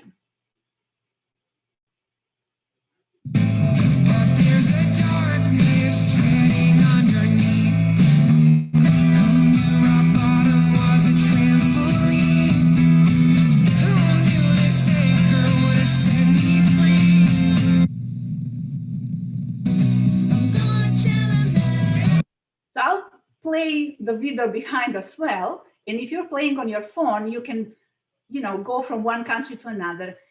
Can you imagine what this do to our international students? I'm coming from Eastern Europe, Southeastern Europe. And I love this because I go to my city and I say, this is the radio station that my mom listens to. And I feel so nice about that. And I get students, even this year at the end of the semester with the student feedback, I actually got another comment saying, I still use the Radio Garden that you showed us in class. It's pretty cool. I love it. So that's one thing that I wanted to put. Yes, that there is nothing to do with math. There is nothing to do with online classes, but just to give you a little break in between 2 hours, it's a nice way to put the mood. And again, it creates better connections between us. I do that for them. They study for me. So that's about that. After the class is over, we have to do some testing and assessments, right? But when I have my tests, I ask for handwritten solutions. And I know, I assume many of us ask for handwritten solutions because math needs to be shown with steps. So I say to students, I need to give you some partial marks. How do I know how you solve the questions? If your answer is totally wrong, I don't want you to lose the full marks. So I ask them for handwritten solutions. They have to be uploaded into the Dropbox. And then before my first test, I send them a test instruction file. And this is what I sent. I sent an email and I sent a file as an instruction. Take a moment, review it before our class today, and we can further discuss about it. And this is what they get when they open the attachment. It doesn't matter how much they zoom in or zoom out or whatever, this is what they're gonna get. And you can just imagine the flow of emails that come to my inbox. Miss, I don't understand this. I cannot see anything. This is unreadable. This is that, or whatever. Are you sure you attached the correct file? And I say, yes. When I come to class, we talk about that. And I say, make sure that when you write your handwritten solutions and when you take pictures, make sure that I don't feel the same pain as you felt the pain now. So it is fun, but it makes the point. My assessments, I like to create them in a timeline. I use one of the PowerPoint or Microsoft Word, actually. Now I don't remember which template this was from, but I like to provide a grading scheme as well, because many times students will say, oh, Miss, test one, how much was it, or whatever. So here is a nice way, print it out, put it in your binder, or attach it to the wall, so we know when the tests are. So that's one thing also that I wanted to share, and about assessments also. When I do my assessments, my assessments are done for both my math courses are done in Mobius. I love this platform because it gives me power to do whatever I want. I think about something, maybe I can do this. I go in and I can do that. I have quizzes as part of my assessments. One term, one attempt only, but each question has 3 how did they do attempts, so they can try it. And multiple choice, very short, very they are open after the class. They can actually do it at the end of the class, and I actually stay a little bit later just in case there are some questions from students. Most of the students will do them in 5 minutes, and it is all about the lesson that I did that Monday or that Tuesday. It's usually at the beginning of the week, the first class. I tend to be funny there as well. Do not pick this option. I don't think that anybody picked that option, but very short, something that most of the students during one class can actually find. However, the quiz is also open for 24 hours afterwards for students who missed the class. I also have test review.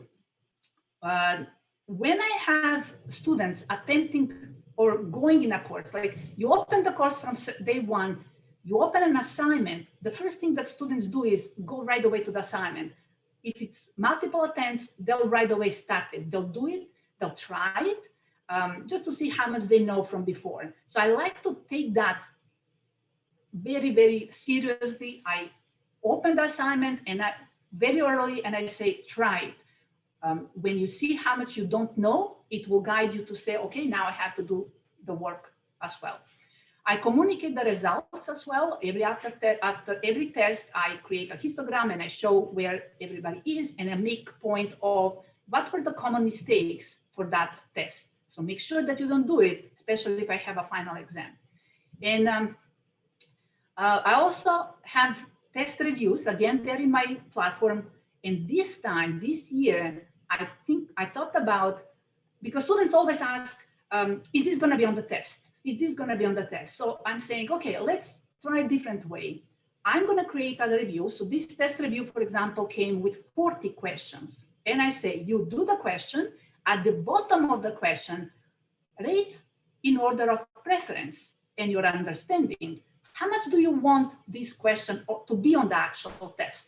So when I did this first time, I did it and I said, okay, I promise I'm gonna do the top 10 ranked questions. I'll put it on the final test or on the final exam.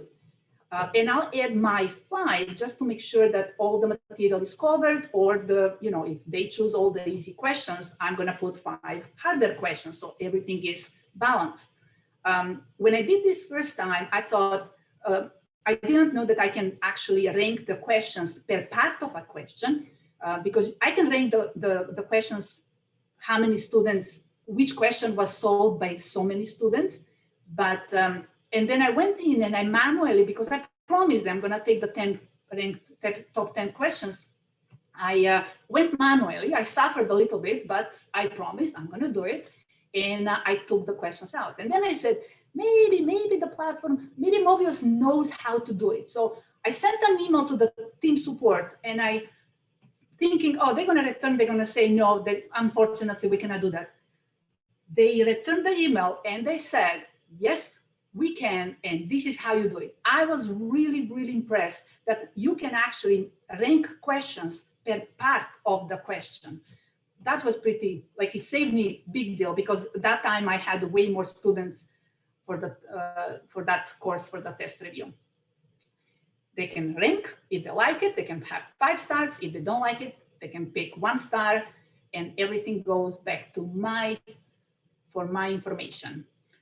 And the final math escape room that I did last class, I don't know if I mentioned earlier or in another opportunity, for the first semester math course, I created a math escape room, and it is not my idea. I have to give credit to Professor Paul McGrath from University of Waterloo, who first started with this idea in Mobius. So he created math escape room, he shared it with me, and I adapted his story just for my students. And my students were so lovely. They were so proud that University of Waterloo activity is brought to me. That was nice. And the story goes, for the first semester, it goes that students need to take the final exam at the college, and they had to go from one room to the other because the teacher's email was hacked, and now they're just getting weird messages and puzzles and things like that. And I put images from our, just pictures, photos from our college, thinking these students didn't come to the campus, they don't know our campus, so maybe these images will do the work. For the second semester, I got Richard Borger, professor in our building and construction area, and he mapped our Mocha College in 360 images. So I asked him for some rooms and some hallways in 360. He shared that with me, and I took them. And this is the second map escape room for my students. I created for the final test 2, and I gave 5 bonus marks for students on top of the final test which was 100 marks. So 5 marks wasn't that much, but this is, and I started nicely. The story goes, the students have to be in, they have to come for an interview.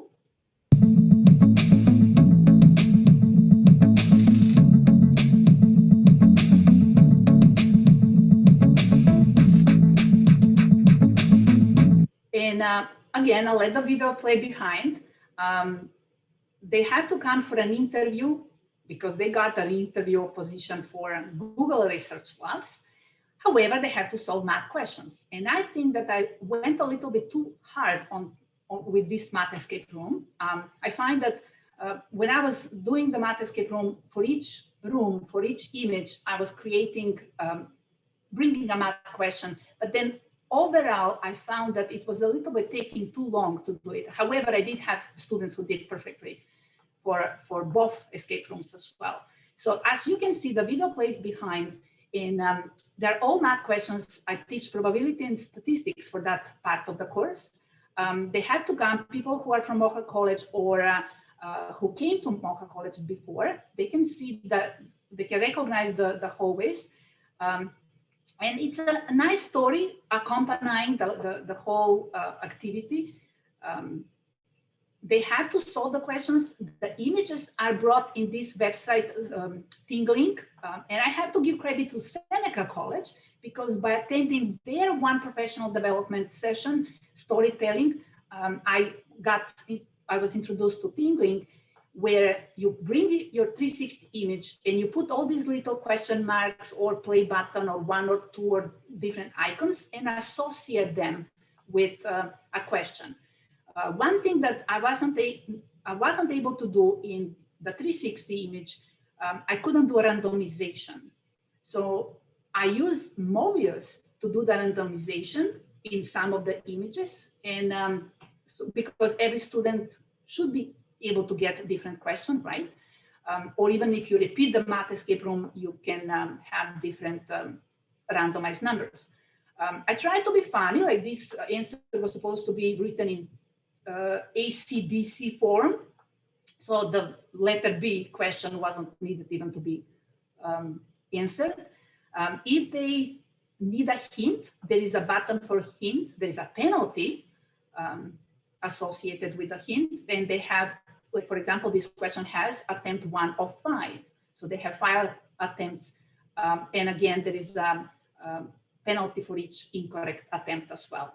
So I try to use both together to give them fun way, gaming experience kind of way, but also hard questions. So here is a room where the randomization comes from Mobius. The star, the heart, and the play button have numbers that are randomized, that change, because we're talking about percentiles. So, you know, they have to, they have different ways to get, like I'm trying to monitor the image as well. So I found it was working. It may have been for next year, what I will do is provide one image, one question per assignment for each assignment, because I found during final exams, students are overwhelmed with all the other courses. So they may not see the full capacity or the full pleasure of using the 360 images. One thing that I kind of said, it was the images are empty, like I don't have many people inside, because the 360 were mapped.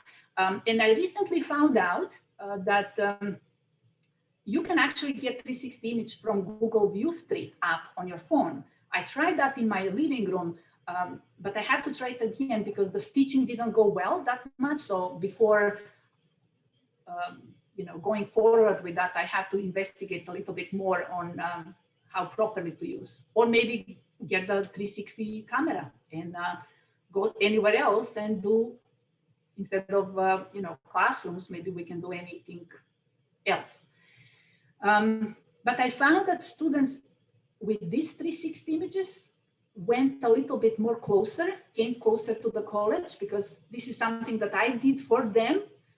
It took me 2 days to do all of these images, because the questions are just copy pasted from the notebook that I have, from the course notes.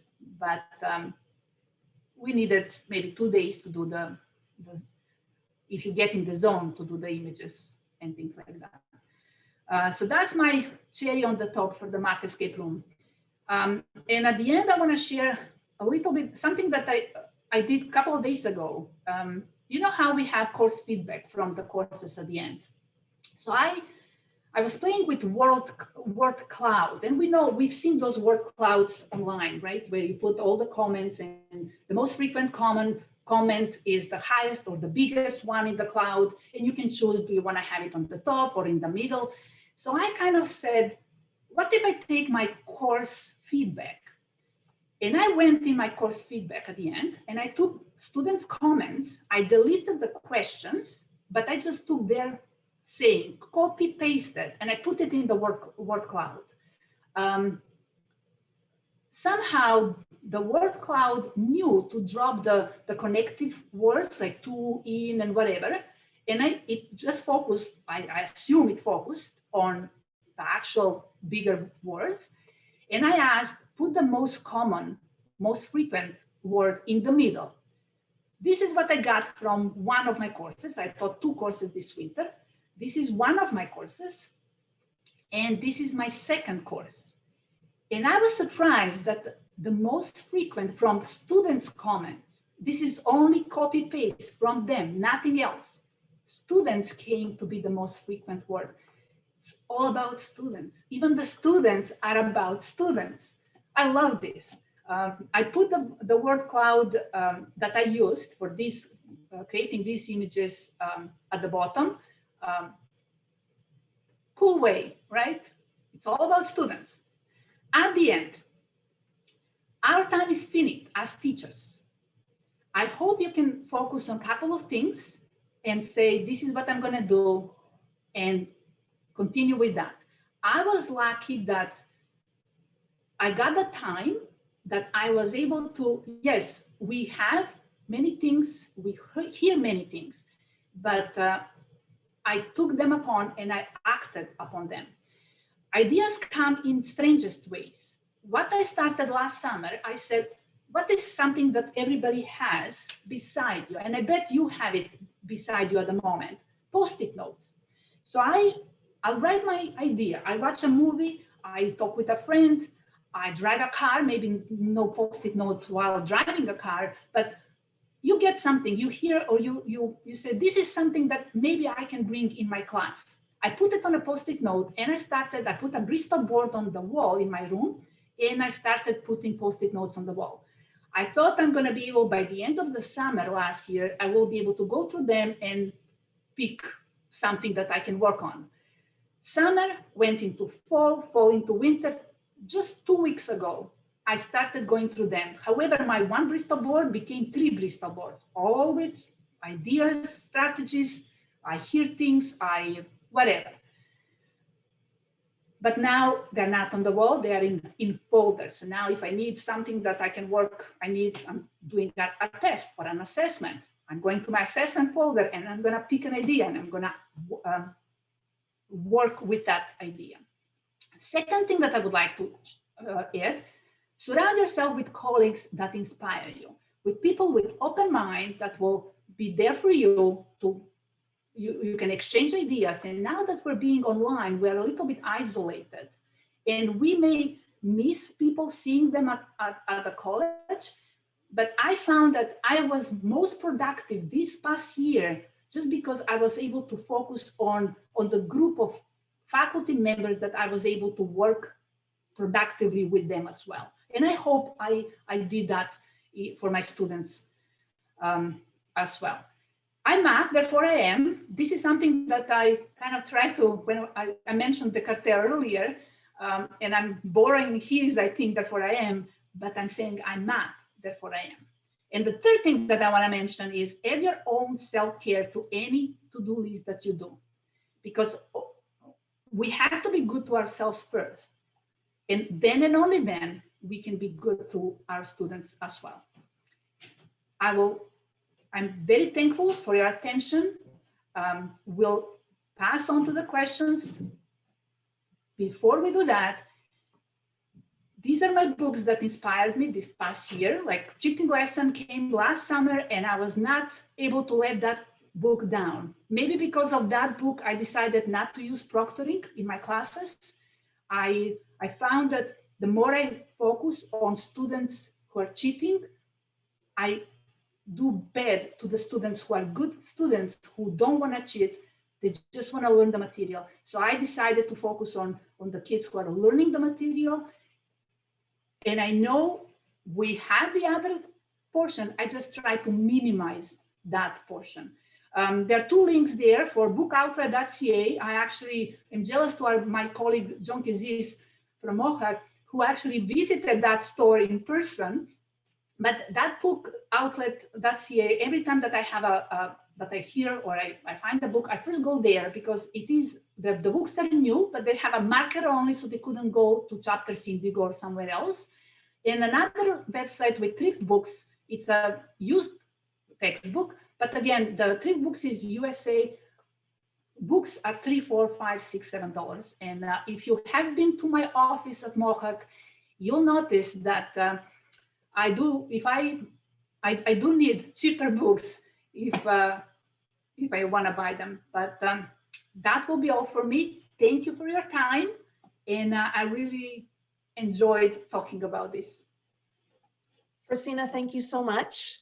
I'm going to ask you to stop sharing. Perfect, thank you. And Frosina and Elisa, if you want to be ready to have your cameras on, because we're going to start sharing the questions that were shared, as well as anyone that has a question that they did not put in the chat, you can just put your hand up. You can use the raise hand option on the reactions.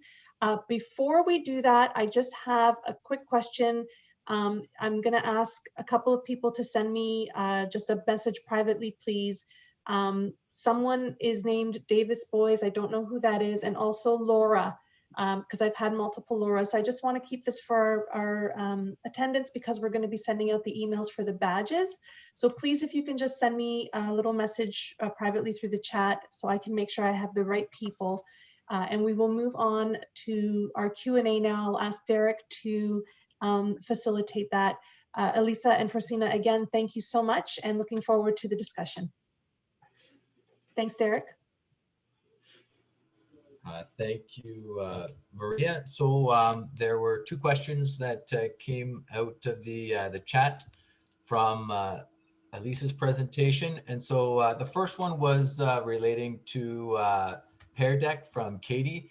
And the question was if students are using their mouse to draw and write their solutions.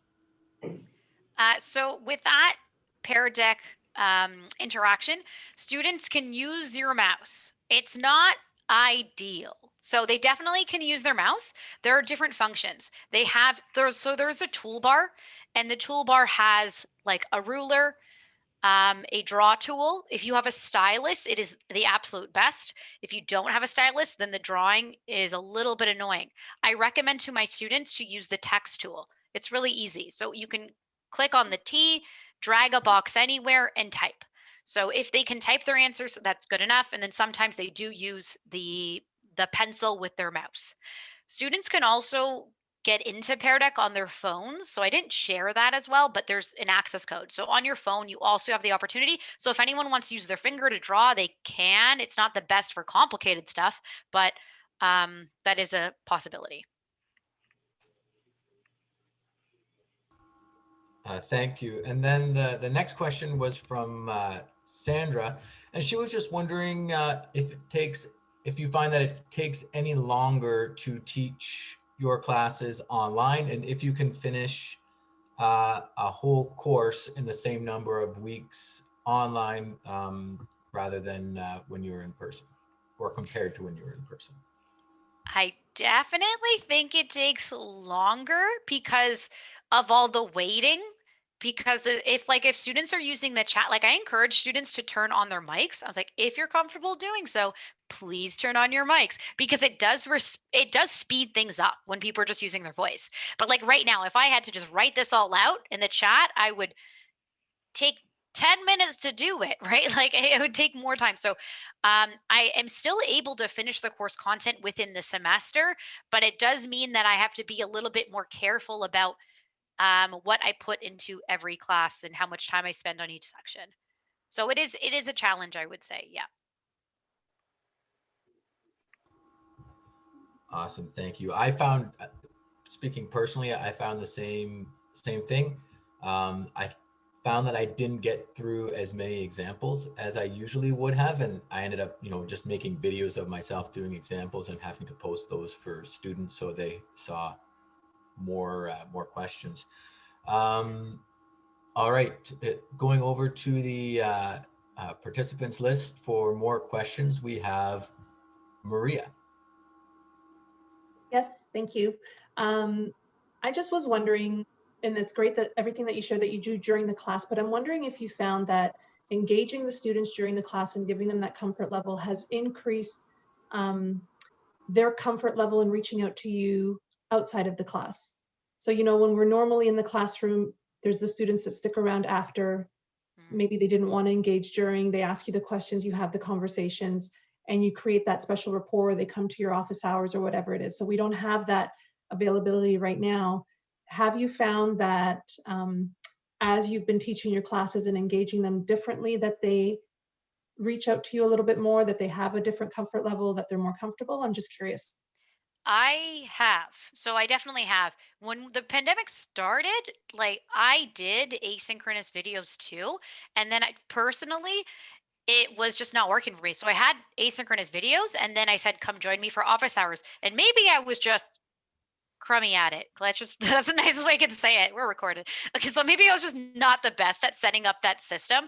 So for me, it was awful. I heard from no one. But then as soon as I started doing just synchronous sessions and then probing and saying, hey, office hours, and being a little annoying about it, then it definitely. So a lot more people are willing, especially when I start a question on my own. So to stay back. Christina, what about you? How do I invite students?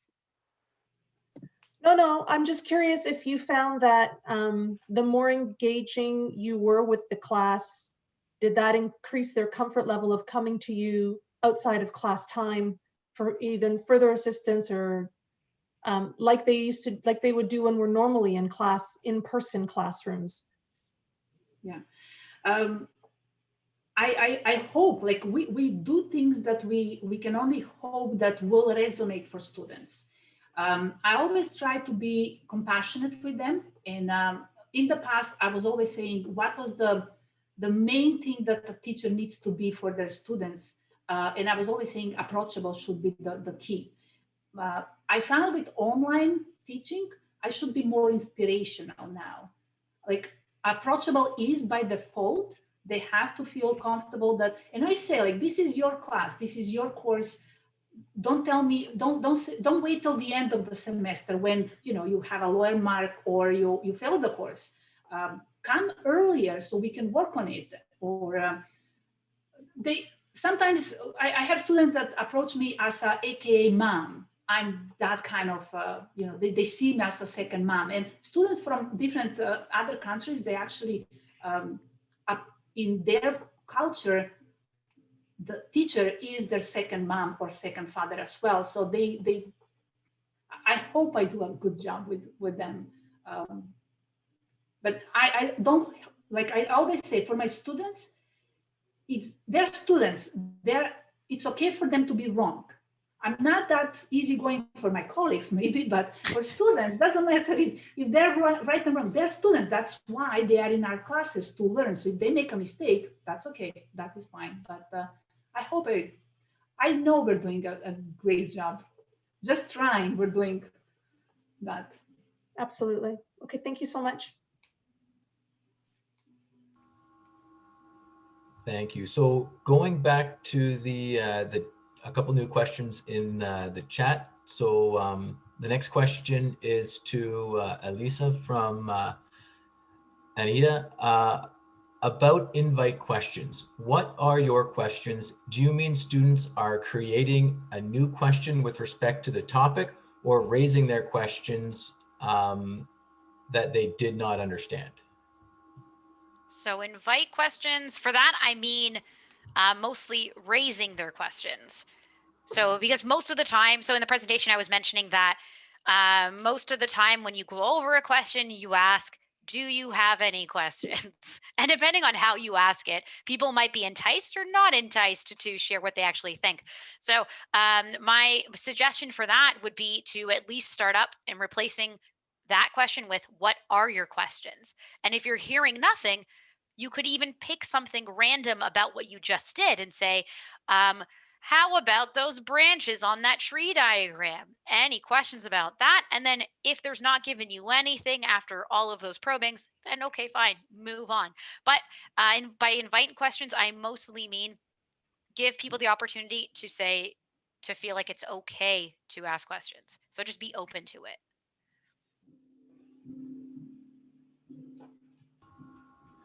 Thank you. And then the next question is from Eden to Francina.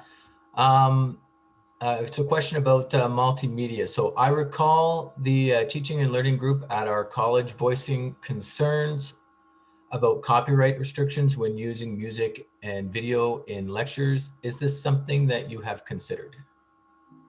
I actually asked my our research board at the college because in one instance, I had a Tom and Jerry cartoon, and where Tom is reading a book and is not giving up Jerry to see what is in the book. And I implemented my sequences in those. So I kind of was doing something like I was breaking, like I'm editing a cartoon, a Disney cartoon. And I asked my research board, and they say that if it is for educational purposes, for using it in class, it is okay. But I won't be able to present it at an OCMA conference or post it online. But if I show it in class and use it for educational purposes, it is okay. So I always try to put the source beside anything that I use. The images and the icons, for example, are from copyright free, kind of like a use.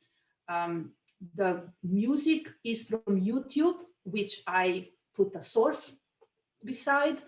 And I think that we can use as much as we can to engage our students, but we're not. I hope we're not doing wrong with using them in class and associating the source beside.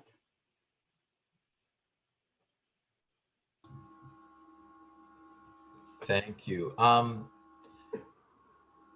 Derek, you mind if I jump in for a sec? For sure, Maria. Because I was just, sorry, I'm catching up on all the chat right now because I was sort of multitasking earlier, and I'm noticing a lot of people sharing some of the stuff that they do. So I just wanted to throw it out there that this isn't just about Q&A, but it's about sharing. And that's what we do when we're at the Fern and we're in those rooms and we're sharing with each other too. So I don't know if some of you wanted to actually voice some of those practices that you do as well with the group. This is a great opportunity to do that. We have about 15 minutes left before the end of the session. So it would be wonderful to hear some of the things that you do. This is a great opportunity to share it as well. And maybe some of our folks can utilize those techniques this summer while they're teaching. So I just wanted to throw that out there. Hope you don't mind. Sorry for interrupting. And again, you can just throw that in the chat or you can put your hand up to have that discussion. I'm not sure if we have anything else in the queue while we're waiting to hear from some of our folks, or if Elisa and Francina wanted to share anything further. I'm okay. I mean, thanks for coming. That's what I want to say. This has been great. I actually have a fear of public speaking, but my wish that I wanted to share the things that I did this year is bigger than my fear. So English is not my first language. I don't know if you noticed, right? But so I'm a little bit, with students I can be okay, but with colleagues, I'm a little bit, but I hope we enjoyed. I don't think that's unusual. I think we've all felt that way. But the thing is, we're all in the same boat. So that's what makes this extra special. So I don't think I see anything else. Derek, do you? Any questions in the chat? No, not that, unless I've missed something, but I think I've got it all. Okay, wonderful. So then I think what we'll do is we will wrap up the session.